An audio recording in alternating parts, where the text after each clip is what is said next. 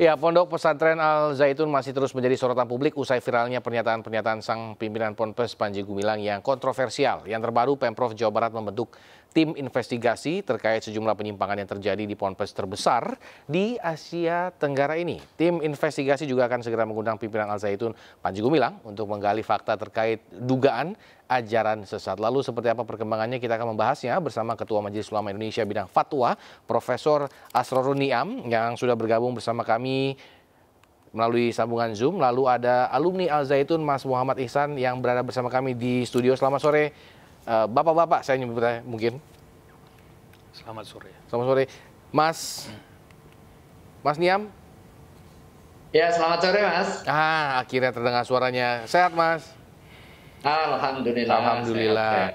Mas, saya pengen ke Mas Niam dulu, boleh ya, Mas? Ini bagaimana perkembangan investigasi Al Zaitun saat ini?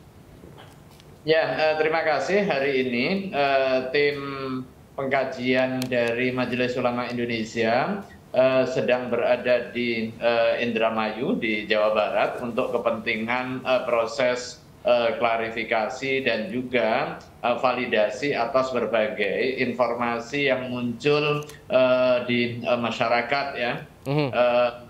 Dari proses jalannya tim pengkajian ini sebenarnya tim sudah berhasil memverifikasi masalah-masalah yang sudah bisa dituntaskan dan juga dibahas di Komisi Fatwa. Ada juga beberapa hal yang masih perlu didalami dan juga diklarifikasi. Terhadap masalah yang sudah verified, sudah terklarifikasi dan juga sudah tervalidasi, Majelis Ulama Indonesia sudah melakukan pembahasan dan juga penetapan fatwanya. Ada satu fatwa yang terkait dengan masalah ini. Kemudian hal yang lain yang akan didalami setidaknya masih 3 hal. Jadi Majelis Ulama Indonesia fokus kepada masalah-masalah keagamaan. Sekalipun masalah terkait dengan Al Zaitun ini tidak hanya urusan keagamaan, tetapi juga ada urusan pendidikannya, kemudian ada urusan sosial, ada urusan dugaan pelanggaran pidananya, kemudian ada juga terkait dengan masalah politiknya. Betul. Tetapi memang Majelis Ulama Indonesia memfokuskan pembahasan mengenai aspek keagamaan, ada atau tidak adanya kemenyimpangan di dalam cara pandang, kemudian dokumen pengajaran hingga praktek pengajaran di lingkungan Al Zaitun, wabil khusus yang disampaikan oleh pimpinan pesantren. Jadi fokusnya kita upaya untuk proses tabayun di lapangan dengan 3 fokus ya. Fokus yang pertama kepada sosok pimpinan Al Zaitun yaitu Pak Panji. Kemudian yang kedua adalah ajaran dan juga praktek yang ada di pesantren. Kemudian yang ketiga terkait dengan NII. Sungguh pun ini berbeda tetapi memiliki tali temali. Oke. Prof ini kan mengatakan udah ada satu fatwa ya? Betul. Udah ketahuan, maksudnya sudah dirumuskan kah bunyinya atau bagaimana yang kita boleh? Maksudnya ini fatwa dirumuskan dan juga ditetapkan terkait dengan pemahaman keagamaan mengenai pembolehan khutbah Jumat dilakukan oleh perempuan. Ini fatwa nomor 38 tahun 2023 yang dilatar belakangi oleh adanya statement yang disampaikan secara publik di ruang publik oleh pimpinan pesantren Al Zaitun yang intinya menyatakan kebolehan perempuan menjadi khotib dalam rangkaian salat Jumat. Dalam kajian keagamaan yang mu'tabar dan juga praktek keagamaan yang dilaksanakan oleh junjungan kita Nabiullah Muhammad SAW, dan juga praktek di kalangan sahabat, di kalangan salafus soleh, tidak ditemukan satupun praktek yang mengizinkan dan juga membolehkan perempuan sebagai khotib di dalam rangkaian ibadah sholat Jumu'ah. Dengan demikian, kalau masalah ibadah itu dasarnya adalah ketertundukan dan juga kepatuhan serta mengikuti tata cara yang dicontohkan oleh baginda Rasulullah SAW dan para sahabat serta salafus soleh, maka pembolehan atau keyakinan terkait dengan bolehnya perempuan menjadi khotib di dalam khutbah Jumat dan pandangan bahwa ketidakbolehan perempuan menjadi khotib itu dianggap sebagai bentuk diskriminasi, itu adalah cara pandang yang salah dan harus diluruskan. Baik, kita tahan dulu Prof. Di sini sudah ada Mas Ihsan selaku dari alumni Al Zaitun. Mas, ini boleh diinformasikan sedikit nggak sih tadi yang kita lihat itu bahwa mereka nampaknya sedang upacara atau mungkin sejenis upacara kali ya, dengan menyanyikan lagu itu. Itu tadi dengan pengalaman Mas dulu, apakah memang hal tersebut biasa dilakukan dan apa perubahannya gitu? Ya, jadi selama kami dulu 6 tahun di sana dari tahun 2000 sampai 2006 semuanya itu sesuai dengan syariat Islam. Memang dulu banyak eksponen atau pejabat itu yang masih soleh-soleh banget gitu. Ibaratnya tuh mereka tuh menjadi penasehat di sana. Nah, pada tahun 2017 atau 2007 maksud saya 2007 mereka itu diusir, mungkin ada perselisihan pendapat kayak gitu. Nah, setelah itulah banyak yang, kalau bahasa saya ugal-ugalan lah, nggak ada remnya lagi gitu, nggak ada penasehat, jadi nggak ada yang menasehati. Jadi untuk kegiatan atau ibadah-ibadah yang seperti hari ini ditunjukkan itu kami sungguh sangat menyayangkan kayak gitu. Dulu kami setiap sholat Jumat pasti imamnya itu AS Panji Gumilang. Dan selalu sebelum sholat beliau selalu ucapkan subuh fakum fa inna tasbihata subuh bitamami sholat. Rapat dan luruskan shaf, sesungguhnya itu adalah keutamaan dari sholat. Nah, beliau sendiri yang melanggar apa yang beliau katakan itu kan menjadi kabar rahmatan indallah yang taqulu ma la taf'alu. Ibaratnya Allah sangat membenci orang mengatakan sesuatu tapi dia tidak mengerjakan. Nah, itu yang kami sangat sayangkan hari ini. Itu perubahannya baru terjadi beberapa tahun ini ke belakang lah kayak gitu. Dari informasi yang mungkin Mas Ihsan dan juga kawan-kawan alumni gitu ya, apa yang menyebabkan pergeseran nilai-nilai ini sebenarnya? Ya, kalau penyebabnya kami nggak tahu ya, kayak gitu. Ini benar-benar kayaknya murni dari Syekh Panji Gumilang sendiri kayak gitu. Karena di sana mungkin kalau kami lihat itu nggak ada yang namanya sistem demokrasi, baru ibaratnya itu ada musyawarah atau apapun. Semuanya itu atas inisiatifnya Syekh Panji Gumilang. Lalu praktek-praktek yang begini kalau kita boleh jujur ya, itu kayak sholat Idul Fitri kemarin itu santri nggak ada di situ, sedang liburan. Itu adalah pengikut-pengikutnya beliau kayak gitu.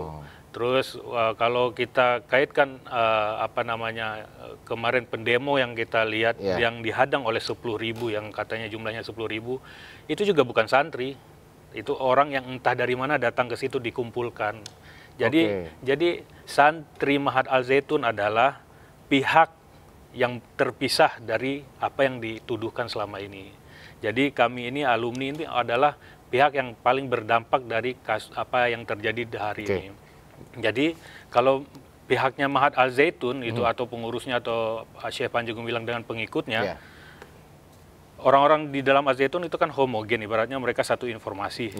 Nah, sedangkan para pengikutnya itu siapa yang kenal mereka, kan nggak terlihat wajah-wajahnya. Mereka pulang lagi ke kampungnya masing-masing, pulang lagi ke daerahnya masing-masing. Tetapi kami ini yang alumni Al Zaitun di masyarakat kena stigma yang buruk dengan kasus hari ini.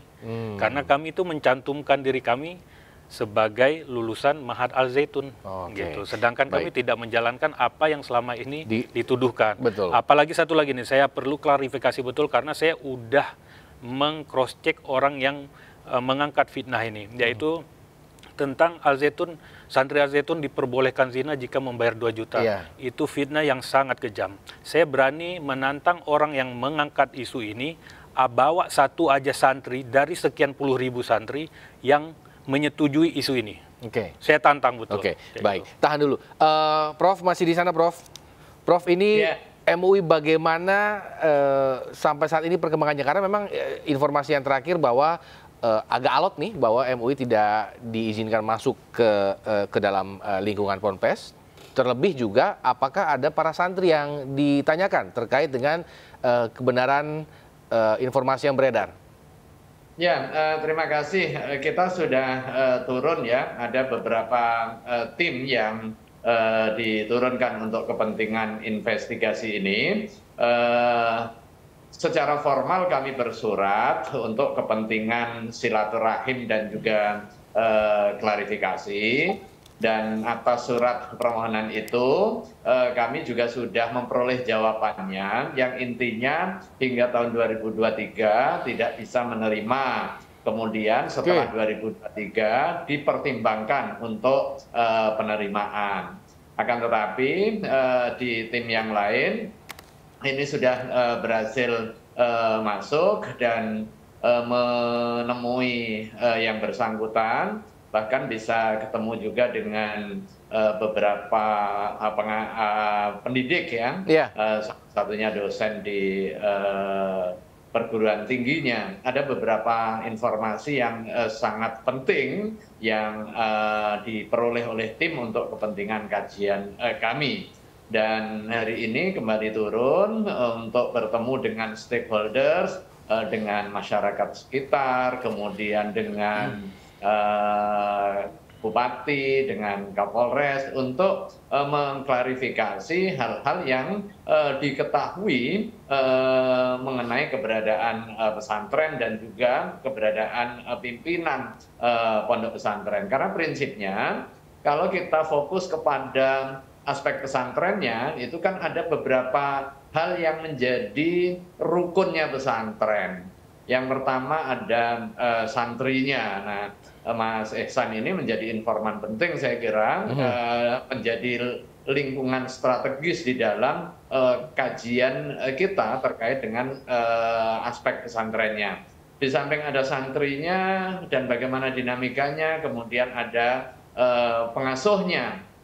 Nah, pengasuh kita juga sudah memperoleh data-data, memperoleh dokumen, termasuk juga ketemu langsung dengan para pengajar. Pengajarnya kebetulan ada juga yang dikirim dari pesantren lain di Jawa Timur, kita memperoleh informasi. Kemudian ada kurikulum. Nah, kita juga sudah memperoleh data-data terkait dengan kurikulumnya. Nah, kemudian yang variabel penting lagi yang sekarang digali adalah masyarakat. Karena umumnya pesantren ini menjadi salah satu subsistem dari sistem pendidikan kita dan menjadi faktor pengubah masyarakat. Artinya pesantren itu sebagai agen of social change ya. Nah, bagaimana keberperanan dan juga pola relasi dengan lingkungan masyarakat terdekatnya. Bagaimana pola simbiotiknya, apakah mutualistik atau yang lain, itu perlu kita kaji di dalam upaya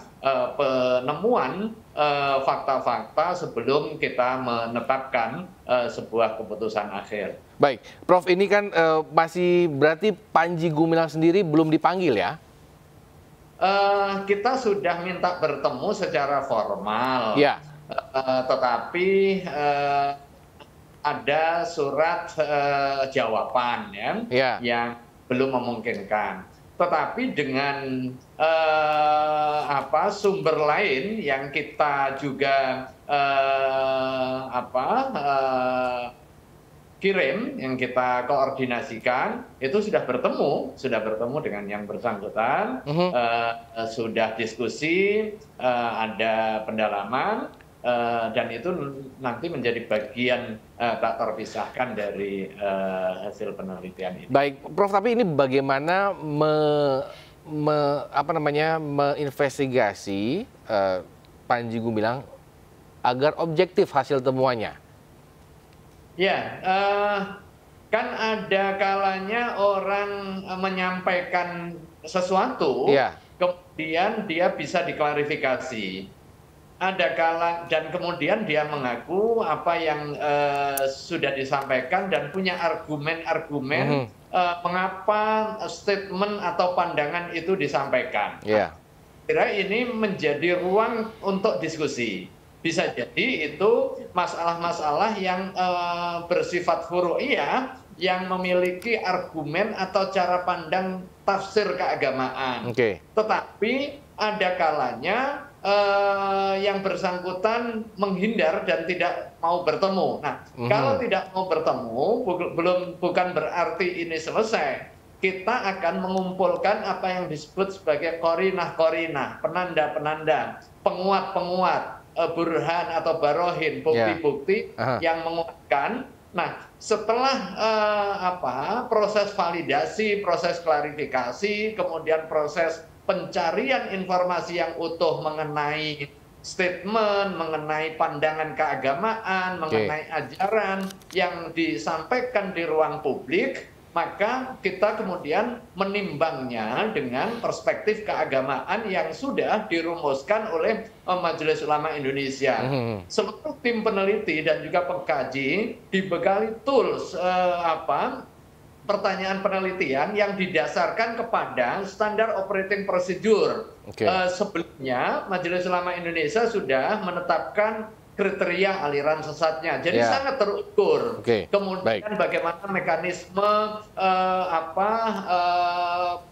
kriteria terkait dengan penodaan agama, ini menodai atau tidak. Kemudian mana wilayah yang memang ditoleransi untuk terjadinya perbedaan pandangan keagamaan, dan mana wilayah yang pada hakikatnya itu penyimpangan sekalipun atas nama perbedaan pandangan. Jadi tim peneliti kita beragam, bahkan ada beberapa guru besar yang turun langsung untuk kepentingan investigasi dan juga pendalaman masalah ini. Baik, Prof. Terakhir dari saya ini, kalau memang terbukti menyimpang, apa yang akan diberikan atau sanksi apa yang akan diberikan? Lalu, apakah ada tekanan dari pihak-pihak lain kepada MUI atau mungkin Kemenak terkait dengan kisruh yang berada di Al Zaitun sendiri? MUI bergerak pada data faktual ya, karena keluaran yang dihasilkan oleh Majelis Ulama Indonesia itu kan produk keagamaan, fatwa keagamaan. Fatwa keagamaan ditetapkan atas dasar pedoman dan juga prosedur penetapan fatwa, karena pada hakikatnya hasil fatwa ini adalah produk ijtihad. Maka kami terikat oleh kaidah-kaidah ijtihad keagamaan terhadap masalah-masalah faktual yang terjadi di masyarakat, apalagi ini terkait dengan ajaran, kemudian aliran keagamaan atau cara pandang keagamaan yang diduga menyimpang di tengah masyarakat, maka dibutuhkan pendekatan yang bersifat induktif dan juga empirik. Jangan sampai kemudian kita menetapkan hukum atas dasar asumsi dan juga informasi yang belum tervalidasi. Maka sungguh pun di masyarakat sudah muncul hiruk pikuk, harapan yang sangat tinggi agar MUI segera menetapkan fatwa. Jika kami belum memperoleh data memadai untuk dibawa di dalam fatwa, tentu kami tidak terburu-buru. Sebaliknya, kalau seandainya ada orang minta menunda sementara data kami sudah mencukupi dan di dalam perspektif keagamaan sudah bisa ditetapkan, ya kami tetap menetapkan sebagai panduan bagi masyarakat agar memperoleh penjelasan dan juga kejelasan pada aspek hukum Islamnya. Bahwa kemudian ada komunikasi, ini ayo segera atau ini jangan, ya itu menjadi salah satu referensi saja. Tentu kita tidak terpengaruh mengenai dorongan atau tahanan ya, menahan, karena kami bekerja pada prinsip-prinsip ijtihad yang dimiliki oleh Majelis Ulama Indonesia. Terima kasih Profesor Asrul Niam telah bergabung bersama kami pada sore hari ini. Kita tunggu perkembangannya dari pihak MUI. Selamat sore, Prof. Terima kasih banyak, terima kasih. Mohon doanya. Kita masih melanjutkan dengan Mas Iksan. Mas, selama di sana, tapi ada nggak sih bibit-bibit itu, bibit-bibit menyimpang ketika Mas, karena kan cukup lama kan, 6 tahun? 6 tahun. Apakah ada bibit-bibit itu, bibit penyimpangan itu dimulai ketika Mas masih di sana? Yang dimaksud penyimpangannya itu seperti apa dulu? Kalau dalam hal syariah itu sama sekali nggak, Mas. Saya bilang sama sekali nggak ada. Karena ya setelah saya tamat dari sana, saya hidup di Jakarta juga ikut banyak kajian kayak gitu. Memang nggak ada yang bertolak belakang dengan apa yang saya jalankan dulu selama 6 tahun di sana, dengan apa yang saya pelajari setelah saya tamat dari sana. Jadi kitab-kitab yang saya pelajari waktu di Ma'had Al Zaitun juga semuanya tuh buku-buku pelajaran di sekolah itu, kalau bagian agamanya seperti Nahwu, Syorof, hadis, tafsir, semua itu aku adopsi dari pesantren Gontor. Kalau pendidikan umumnya ya dari rekomendasinya Departemen Agama yang pasti kayak gitu ya.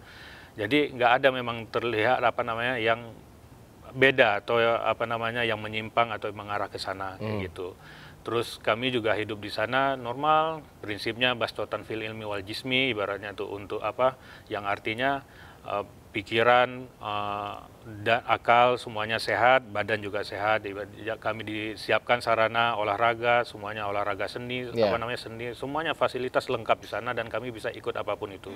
Dan pembelajaran juga normal semuanya, seperti itu. Oke, tadi kan sempat mengatakan setelah 2006, 2007 itu setelah 2007 itu apakah ada perubahan?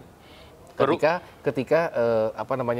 kasarnya Dewan Penasehatnya itu dikeluarkan seperti itu. Nah, menurut Mas Isa sendiri seperti apa? Saya terakhir tadi dengar dari adik kelas saya yang angkatan 12 kalau nggak salah. Berarti itu 10 tahun ya? 10 tahun ya? Ya, udah jeda 10 tahun. Mereka tuh udah mulai melihat, tapi nggak di santri ya, tapi kayak ngumpul eksponen di Hotel Al-Islah gitu, udah mulai nyanyi-nyanyi. Ya itu tadi yang shalom kayak gitu.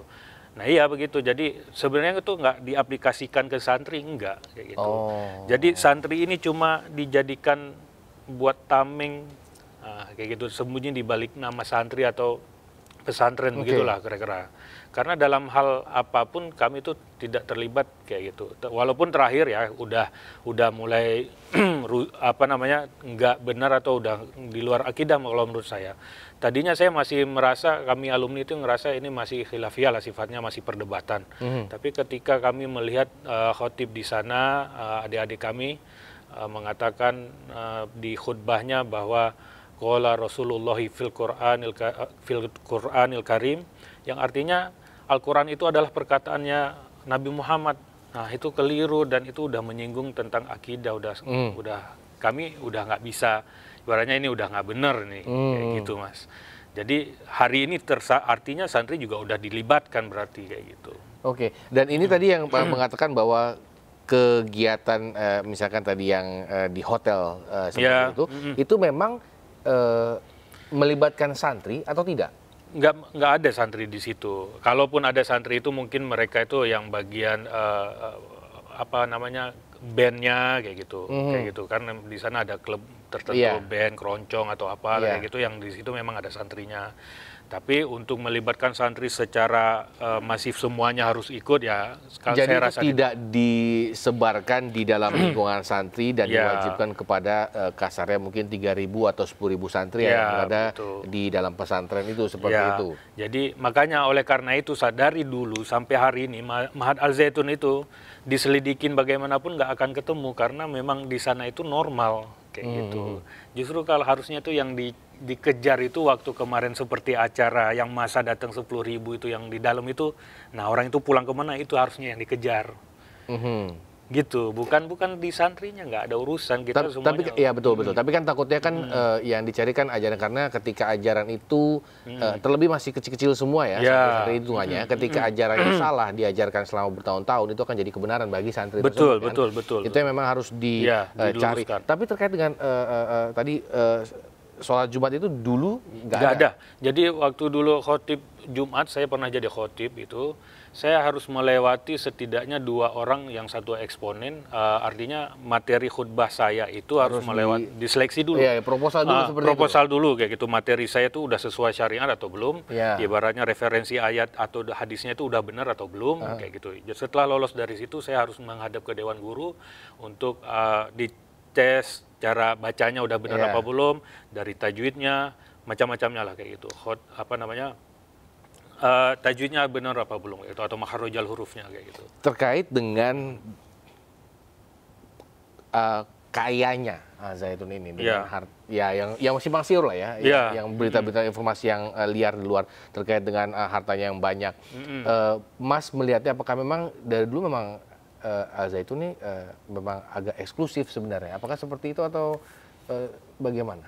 Ya, Al Zaitun itu besarnya tuh luar biasa, Mas. Kalau kita datang ke sana dan semua orang atau pejabat atau yang datang ke sana bertamu itu akan dilihat ini Al Zaitun ini luasnya Al Zaitun ini sejauh mata memandang. Oke, berarti cukup luas. Besar banget dan fasilitas gedung yang besar mewah semuanya. Ya mestinya dicari tahu harus dari mana itu dananya untuk membangun sekolah sebesar itu. Baik, itu yang memang harus dicari tahu baik dari MUI ataupun Kemenak. Terima kasih Mas Ihsan telah bergabung sama kami pada sore ini. Kita berharap yang terbaik buat para alumni dan juga mungkin buat adik-adik santri kita yang berada di sana. Selamat sore. Selamat sore.